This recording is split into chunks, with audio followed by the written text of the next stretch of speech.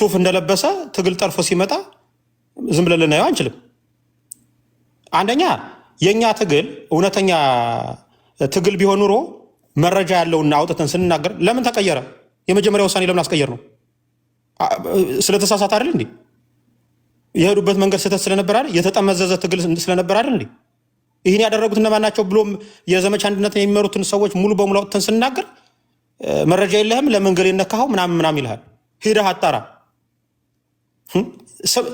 አንድ ነገር እናገር።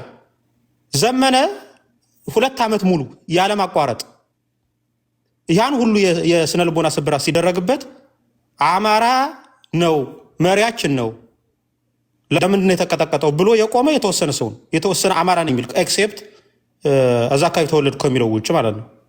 ቀጥሎ ደግሞ ቴዎድሮሱ እንግዲህ ዘመነን መሪውን ቀጥቅጠን በስነ ልቦና ልንችለው ስላልቻለን ሊሰበር ስላልቻለ ቴዎድሮሱን መምታት ሲያቅተን ገብርዬዎቹን እንምታ ተብሎ ደግሞ ተከፋፍለው ባይዞ እውነቱን ነገር ከተባለ እነዚህ ቡድኖች የሚመቱት አንደኛው ዘመነ አስረስ ሲመታ አስረስን ይደግፍና ዝናቡን በዛ በኩል ደግሞ ይመታው ነበር። ኢንዳይሬክትሊ ግን እነዚህ ሰዎች ይገናኙ ነበር። እኔ መረጃ አሁን ያገኘሁት በነጋቸው ሰንሰለቱን ይዘው ስንሄድ ማለት ነው። እሺ ይህ የተደረገበት ፐርፐዝሊ ምን ፕሮጀክት አቅዶ እንደነበረ የምናቅ ሰዎች እናውቀዋለን።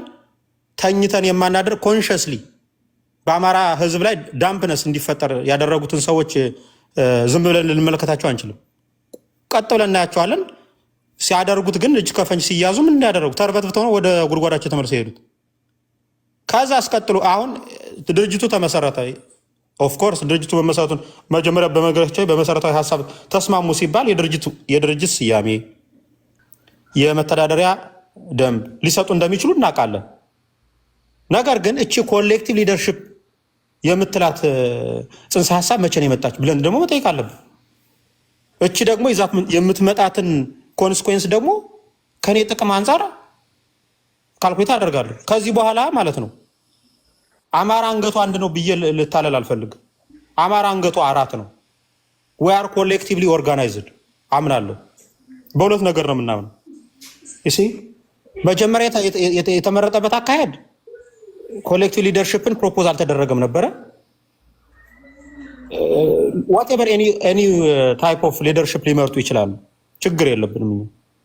ነገር ግን ሸፍጥና ሴራ ያለበት አካሄድ ለአማራው ማያዋጣ እኔ የተፈጠርኩበት ከምለው ማህበረሰብ ላይም ጥቅሜን አሳልፌ አልሰጥም። ቢኮዝ እኛ አብን እኮ አን ኤክስፐሪመንት ፎር ጎጃም ፒፕል። በነገራችን ላይ ለእኛ እኮ ኤክስፐሪመንት ነው አብን።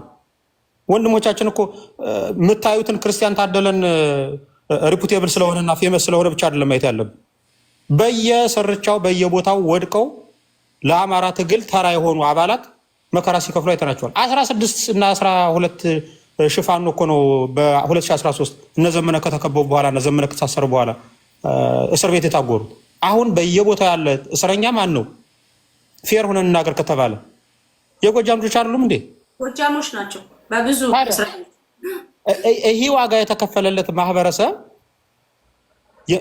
እንግዲህ ይህንን ቀስቅሶ ከመኝታ ከሞት ማለት ነው ቀስቅሶ ያደራጀን መሪ ለምንድን ነው ይህኛውን መርህ ያልተከተላቸው? ለምሳሌ እናገር ከተባለ የመጀመሪያው የምርጫ ሂደት ላይ ምርጫ ሲካሄድ መጀመሪያ ላይ በእኞች ልጆች ሰበብ ፈረሰ ተባለ።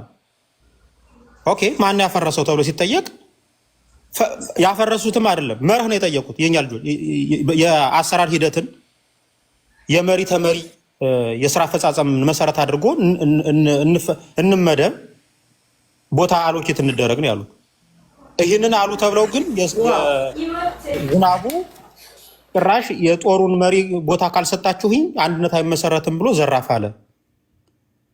አስረስ ጭራሽ ምን የአንድነቱ እንትን ዋነኛ ደንቃራ ሆነ እየተባለ በየአቅጣጫው ማለት ነው በተከፋፈለ ሁኔታ ሲነዛባቸው ነበር።